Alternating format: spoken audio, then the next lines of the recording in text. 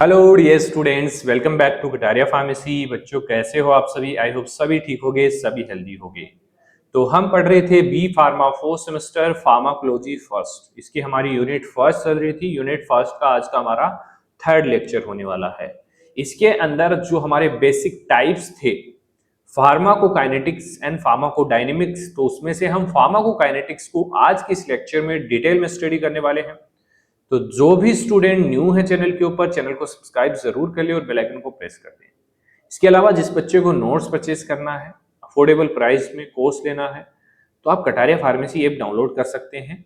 Play store के ऊपर मिल जाएगा आपको, या फिर लिंक मिल जाएगा आपको हमारे टेलीग्राम चैनल में। टेलीग्राम का लिंक वीडियो के डिस्क्रिप्शन में आप लोगों को मिल जाएगा। वहां पे कूपन्स आते रहते हैं ऑफर के, जिससे आपको और भी कम प्राइस में नोट्स मिल जाएंगे। तो आज के इस लेक्चर में हम फार्माकोकाइनेटिक्स को बहुत ही अच्छे से डीपली पढ़ेंगे, समझेंगे, कॉन्सेप्ट समझेंगे। देखिए, हमारा मोटिव है कि आपको कॉन्सेप्ट समझ में आए। यहाँ पे हम ज्यादा थ्योरीज नहीं रखते लेक्चर्स के अंदर, क्योंकि दिक्कत आती है। थ्योरीज आप नोट्स में भी पढ़ सकते हैं, बुक्स में भी पढ़ सकते हैं, लेकिन टॉपिक जब समझ में आएगा उसके बाद आप पढ़ सकते हैं। बिना समझे आप बुक्स रीड नहीं कर सकते, ना कोई चीज आपको समझ में आएगी। तो हमारा मोटिव है कि आपको टॉपिक समझ में आए। हमारे लेक्चर्स के माध्यम से आप लोगों को टॉपिक समझ में आएगा। ठीक है, तो लेक्चर्स अच्छे लगे तो एक प्यारा सा कमेंट जरूर करना। ठीक है, तो चलिए स्टार्ट करते हैं। फार्माकोकाइनेटिक्स। देखिए, फार्माकोकाइनेटिक्स एंड फार्माकोडायनेमिक्स दो चीजें होती हैं। काइनेटिक्स में मतलब क्या होता है कि बॉडी हमारी ड्रग के साथ क्या करती है। ठीक है, डायनेमिक्स में क्या होता है कि ड्रग हमारी बॉडी के साथ क्या करती है। ये दो कॉन्सेप्ट आपको समझने हैं। तो यहां पे हम बात करेंगे कि भाई हमने ड्रग तो खा ली है, अब हमारी बॉडी उसके अगेंस्ट में कैसे काम करेगी। ठीक है, तो चार तरीके से काम करती है। सबसे पहला absorption, distribution, metabolism and excretion, ADME. Pharmacokinetics आते ही आपको याद आ जाना चाहिए एडीएमई। ठीक है, एडीएमई जिस बच्चे को याद है तो ये क्वेश्चन चाहे 5 मार्क्स में आए चाहे 10 मार्क्स में आए, आप लोग आराम से लिख पाएंगे इसको, क्योंकि बहुत ही इजी है क्वेश्चन होने वाला है आप लोगों के लिए। ठीक है, और मोस्ट इंपोर्टेंट क्वेश्चन इससे बनता है यूनिट फर्स्ट से। Pharmacokinetics is a study of what the body does to the drug. मतलब बॉडी हमारी ड्रग के साथ क्या करती है, इसकी स्टडी हम जो करते हैं उसको हम फार्माकोकाइनेटिक्स बोलते हैं। फार्माकोकाइनेटिक्स वह विज्ञान है जिसमें हम यह अध्ययन किया जाता है कि शरीर दवा के साथ क्या करता है। मेन कॉन्सेप्ट है एब्जॉर्प्शन, मतलब एडीएमई, एब्जॉर्प्शन, डिस्ट्रीब्यूशन, मेटाबॉलिज्म और एक्सक्रीशन। इन चारों पॉइंट्स को हम आज के इस लेक्चर में स्टेप बाय स्टेप हम कवर करने वाले हैं। तो वीडियो में एंड तक जरूर बने रहना, नहीं तो टॉपिक मिस हो जाएगा भाई। मोस्ट इंपोर्टेंट टॉपिक है। ठीक है, तो सबसे पहले हम पॉइंट की बात करते हैं मेम्ब्रेन ट्रांसपोर्ट की। जो ड्रग है हमारी मेम्ब्रेन के थ्रू क्रॉस करती है। ठीक है, तो पहले ट्रांसपोर्ट समझ लेते हैं। Movement of drug across biological membrane, एक तरीके से हमारा जो ड्रग है उसके बीच में एक बैरियर आता है, वो आता है बायोलॉजिकल मेम्ब्रेन का। मतलब इस मेम्ब्रेन के अंदर लिमिटेड ड्रग ही पास हो पाती है। ठीक है, तो इसका जो कॉन्सेप्ट है वो हम देख लेते हैं। दवाओं का जैविक झिल्ली मेम्ब्रेन से पार कर जाना एक मेम्ब्रेन ट्रांसपोर्ट होता है। डिफरेंट टाइप्स के होते हैं। तो मेम्ब्रेन ट्रांसपोर्ट के ऊपर भी क्वेश्चन पूछा जाता है कि मेम्ब्रेन ट्रांसपोर्ट के बारे में लिखिए, कितने टाइप्स के होते हैं, उन टाइप्स के बारे में लिखिए। तो वो हम देख लेते हैं। बाकी एडीएमएम के बारे में तो हमें स्टडी करना ही है। सबसे पहला आता है पैसिव डिफ्यूजन। पैसिव डिफ्यूजन मतलब movement of drug along concentration gradients without energy. सीधा सा सिंपल सा एक एग्जांपल है इसका। आपके घर में, सभी के घर में छत के ऊपर एक पानी की टंकी रखी हुई होती है। तो पानी आप नीचे नल खोलते ही पानी आ जाता है। क्या उसमें लाइट की जरूरत पड़ी या कोई एनर्जी की जरूरत पड़ी? कोई जरूरत नहीं पड़ती, डायरेक्ट पानी आ जाता है। ठीक है, तो उससे याद रखना है कि हाई कंसंट्रेशन से लो कंसंट्रेशन की तरफ जो मूवमेंट होता है ड्रग का या किसी भी चीज का, उसको हम पैसिव डिफ्यूजन बोलते हैं, जो आपको यहाँ पे दिख रहा होगा। तो movement of drug along concentration gradient without energy, उच्च से निम्न सांद्रता की ओर बिना ऊर्जा से दवा का जाना पैसिव डिफ्यूजन होता है। जैसे एक एग्जांपल और है, ढलान के अंदर आप गाड़ी ऊपर से नीचे ऑटोमेटिकली चली जाएगी, आप बंद कर देना चाहे चाबी गाड़ी की, ठीक है, ठीक है। ये कॉन्सेप्ट समझ में आया, बहुत इजी है। नो एनर्जी, इंजन चालू नहीं था, मोटर चालू नहीं थी, ठीक है, कोई एनर्जी की जरूरत नहीं पड़ती। लिपिड सोल्यूबल ड्रग्स ये करती हैं, मतलब दो टाइप की ड्रग होती है, एक तो वाटर सोल्यूबल, एक लिपिड सोल्यूबल। ज्यादातर जो ड्रग्स होती हैं हमारी, ज्यादातर दवाइयां होती हैं वो लिपिड सोल्यूबल होती हैं, ठीक है। दूसरा आता है फैसिलिटेटेड डिफ्यूजन। फैसिलिटेटेड डिफ्यूजन, इसमें क्या होता है कि एक कैरियर की जरूरत पड़ती है ले जाने के लिए, ठीक है, बट यहां पे भी एनर्जी नहीं लगती है। कैरियर मतलब एक ट्रांसपोर्टर की मदद से जाती है चीज। मान लीजिए आपको यहां से वहां जाना है, ढलान वाली चीज है या कैसी भी है, लेकिन आप उसके अंदर गाड़ी के अंदर बैठ के जा रहे हैं, तो क्या आपकी एनर्जी खर्च हुई? नहीं हुई। उसको हम बोलते हैं facilitated diffusion. Transport with carrier protein but without energy, यहां पे भी एनर्जी की जरूरत नहीं पड़ी। कैरियर प्रोटीन की मदद से बिना ऊर्जा के प्रिवेंट होता है, फैसिलिटेटेड हेल्पर के साथ। अब आता है एक्टिव ट्रांसपोर्ट। पैसिव डिफ्यूजन को अपोजिट कर दीजिए, वही हमारा एक्टिव ट्रांसपोर्ट होता है। कैसे? अब गाड़ी ऊपर से नीचे आ रही है तो अब उसको वापस लेके जाइए ऊपर, क्या होगा?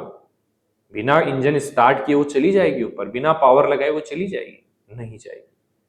ऐसे ही आप नीचे वाले टैंक, जो आपका टैंक बना हुआ जिसमें पानी भरा हुआ, उससे ऊपर वाले टैंक में आप पानी पहुंचाइए, नल खोलते चला जाएगा क्या? नहीं जाएगा, क्योंकि भाई यहां पे लो कंसंट्रेशन से हाई कंसंट्रेशन में चीजें भेजनी पड़ रही है, तो यहाँ पे अपन को मोटर की, पंप की जरूरत पड़ेगी, ठीक है।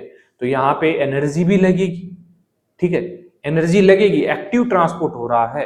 तो transport against concentration gradient with energy, कम से मतलब कम सांद्रता से ज्यादा सांद्रता की ओर जो दवा पहुंच रही है, तो उसमें एनर्जी की जरूरत पड़ेगी। एटीपी रिक्वायर्ड होगा, एडेनोसिन ट्राइफॉस्फेट, जो ऊर्जा है स्पेसिफिक है, ठीक है। एग्जांपल जैसे लीवोडोपा है। ये तीन चीजें आपको मेम्ब्रेन ट्रांसपोर्ट में याद रखनी है, पैसिव डिफ्यूजन, फैसिलिटेटेड और एक्टिव ट्रांसपोर्ट, ठीक है। चलिए, इसके अलावा आता है एंडोसाइटोसिस, मतलब सेल्स जो होती हैं ऑटोमेटिकली अंदर कर लेती हैं चीजों को, उसको बोलते हैं endocytosis. Engulfment of drug by cell. मान लीजिए हमारी ये ड्रग पड़ी हुई है, ये सेल है हमारी, ये सेल अपने अंदर खींच लेगी इसको बोलते हैं एंडोसाइटिस। सेल द्वारा दवा को निकल लेना, जैसे इंसुलिन होता है, ठीक है। अब आते हैं हमारे मेन मुद्दे पे, फार्माकोकाइनेटिक्स। वो टॉपिक दिया हुआ था तो इसको स्टडी करना जरूरी था। एब्जॉर्प्शन, एडीएमई पढ़ेंगे, पहले ए पढ़ेंगे। ए को बोलते हैं एब्जॉर्प्शन। आपने कोई दवा खाई, ठीक है, स्टोमक में गया, स्टोमक में जाने के बाद वो टूटेगा, डिजोल्व होगा, फिर वो ड्रग एब्जॉर्ब होगा, ठीक है। स्टोमक से तो डायरेक्ट काम करेगा नहीं, वो एब्जॉर्ब होगा, ठीक है। तो movement of drug from site of administration to bloodstream, absorb होके कहां जाएगा? स्टोमक से ब्लड स्ट्रीम के अंदर जाएगा, ब्लड वेसल्स में जाएगा, तभी तो एब्जॉर्प्शन होगा। मतलब स्टोमक से एब्जॉर्ब होके ब्लड स्ट्रीम में गया, ठीक है।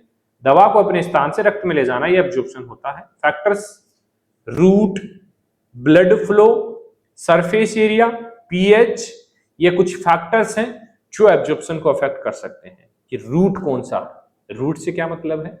अगर आपने ओरली मेडिसिन खाई है तो एब्जॉर्प्शन में टाइम लगेगा बेटा। अगर आपने इंजेक्शन से ड्रग खाई है तो डायरेक्ट ब्लड के अंदर ही चलेगी, ठीक है, एब्जॉर्प्शन की जरूरत ही नहीं पड़ी, फास्टली हो गया काम। सरफेस एरिया, सरफेस एरिया भी डिपेंड करता है। पीएच क्या है ड्रग की, वो भी डिपेंड करता है, ठीक है, मैच होनी चाहिए ब्लड पीएच से। बात करें बायोएबिलिटी की, बायोएबिलिटी क्या होता है कि कितने अमाउंट में ड्रग हमारे ब्लड के अंदर पहुंचा है, वो उसकी बायोएबिलिटी होती है। जैसे आईवी जो होता है, इंट्रावीनस होता है, जो इंजेक्शन लगता है, उसकी बायोएबिलिटी 100% होती है, क्योंकि डायरेक्टली ड्रग ब्लड के अंदर चली जाती है। यही चीज बात करें ओरली की, तो ओरल की बायोएबिलिटी कम होती है, मतलब 100% ड्रग हमारे ब्लड में नहीं पहुंच पाती है, ठीक है। ये चीज आपको समझ में आ गई होगी। तो बायोएबिलिटी की डेफिनेशन क्या है, याद कर लेना, friction of drug reaching systemic circulation. Systemic circulation मतलब ब्लड के अंदर कितना अमाउंट ऑफ ड्रग पहुंच रहा है उसको हम बोलते हैं बायो अवेबिलिटी। अगर 100% पहुंच रहा है तो 100% बायोबिलिटी, 50% पहुंच रहा है तो 50% बायोबिलिटी। ठीक है, अब आता है सेकंड हमारा डिस्ट्रीब्यूशन। अब वो ड्रग ब्लड में तो एब्जॉर्ब हो गई है, अब भाई चोट तो पता नहीं कहां लगी है, चोट यहां लगी है, ब्लड में आया तो यहां तक कैसे जाएगी, डिस्ट्रीब्यूशन होगा ड्रग का। ठीक है, एब्जॉर्प्शन उसके बाद डिस्ट्रीब्यूशन, ब्लड वेसल्स के थ्रू डिस्ट्रीब्यूशन होगा। तो distribution is the reversible transfer of drug between blood and tissue. Blood से टिश्यूज तक रिवर्सिबल ट्रांसफर होगा ड्रग का, उसको हम बोलते हैं ड्रग डिस्ट्रीब्यूशन। दवा का रक्त और उत्तकों के बीच आना जाना। ठीक है, कॉन्सेप्ट है प्लाज्मा प्रोटीन बाइंडिंग की मदद से डिस्ट्रीब्यूशन होता है, फ्री ड्रग ही एक्टिव होती है। ठीक है, वॉल्यूम ऑफ डिस्ट्रीब्यूशन की बात करेंगे, कितना अमाउंट ऑफ ड्रग डिस्ट्रीब्यूट हो रहा है, तो कैसे निकालेंगे बीडी, ये छोटी छोटी चीजें आपको पूछी जाती है। Amount of drug divide by plasma concentration, कितना बचा हुआ है ड्रग का, इससे पता लगा लिया जाएगा कि कितना ड्रग डिस्ट्रीब्यूट हो चुका है, मतलब कि कितना ब्लड के अंदर ड्रग रह गया है, कितना निकल गया है यहां से, डिस्ट्रीब्यूट हो चुका है टिश्यूज के अंदर, तो वो होता है हमारा वॉल्यूम ऑफ डिस्ट्रीब्यूशन। शरीर में दवा की मात्रा, प्लाज्मा में दवा की सांद्रता। एक्सप्लेन देखिए explanation, high volume of distribution है तो मतलब टिश्यू में ज्यादा है अमाउंट ऑफ ड्रग, अगर लो वॉल्यूम ऑफ डिस्ट्रीब्यूशन है तो ब्लड में ज्यादा है अमाउंट ड्रग का, तो इससे पता लगा लिया जाता है वॉल्यूम ऑफ डिस्ट्रीब्यूशन की, कितनी ड्रग हमारी डिस्ट्रीब्यूट हुई है। अब बात करें मेटाबॉलिज्म की, अब ड्रग का मेटाबॉलिज्म होना भी बहुत जरूरी है, नहीं तो ड्रग की कंसंट्रेशन बॉडी में बढ़ जाएगी, बाहर नहीं निकलेगी, एक्सक्रिएट नहीं होगी। तो मेटाबॉलिज्म सबसे पहले कहां होता है, लीवर के अंदर मेटाबोलाइज होती है ड्रग्स हमारी। तो conversion of drug into more water soluble form, मतलब मोर वाटर सोल्यूबल फॉर्म में कन्वर्ट होगी और वाटर की मदद से यूरिन के थ्रू बाहर निकल जाएगी। दवा को पानी में घुलनशील रूप में बदलना मेटाबॉलिज्म होता है, साइट है मेन लीवर। दो फेजेस होती है मेटाबॉलिज्म की, फेज फर्स्ट, फेज सेकंड, इनके बारे में भी आगे बहुत अच्छे से हम पढ़ने वाले हैं, ये इंट्रोडक्शन पार्ट है हमारा। ऑक्सीडेशन होता है फेज फर्स्ट में, रिडक्शन होता है, हाइड्रोलाइसिस होता है। एंजाइम यहाँ पे इन्वॉल्व होता है CYP450, साइटोक्रोम P450 भी हम उसको बोलते हैं।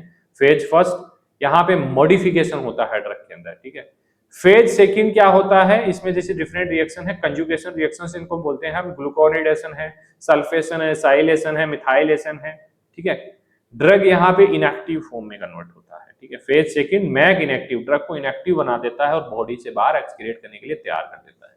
अब आता है हमारा एक्सक्रिएशन वाला phase, removal of drug from body, जो ड्रग रह गया है, ड्रग का अमाउंट जो रह गया है, काम होने के बाद उसको बाहर भी तो निकालना है, नहीं तो ड्रग का अमाउंट रह जाएगा बॉडी में और वो हमारे लिए अच्छा नहीं है, टॉक्सिक होगा।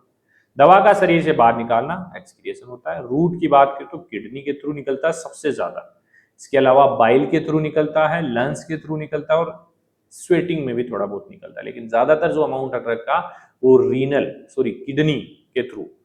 क्या स्टेप है, फिल्टर होगा सबसे पहले, सिक्रेशन होगा, रीएब्जॉर्प्शन होगा, जो इंपॉर्टेंट इलेक्ट्रोलाइट्स हैं कुछ भी है वो रीएब्जॉर्ब होंगे, बाकी वेस्ट निकाल दिया जाएगा। अब आते हैं कुछ एंजाइम इंडक्शन, एंजाइम इनहिबिशन, ये क्या होते हैं, इंक्रीज इन एंजाइमेटिक एक्टिविटी। कुछ ड्रग्स होती हैं जो एंजाइम की एक्टिविटी को बढ़ाते हैं, तो एंजाइम इंड्यूसिंग ड्रग्स उनको बोलते हैं, जैसे रिफाम्पसिन है। इंडक्शन मतलब इफेक्ट को डाउन करते हैं। इसके अलावा एंजाइम इनहिबिशन है, ये ज्यादा डीपली नहीं जाएंगे हम। डिक्रीज इन एंजाइमेटिक एक्टिविटी, यहाँ पे इनहिबिट हो जाएगा एंजाइम, तो एंजाइम का काम बंद हो जाएगा, कम हो जाएगा, जैसे सिमिट्रीन कुछ ड्रग्स है। टॉक्सिसिटी अब मतलब गतिविधि को कम करेंगे। इसके अलावा आता है ड्रग एलिमिनेशन काइनेटिक्स। काइनेटिक्स दो होती हैं, first order and second order.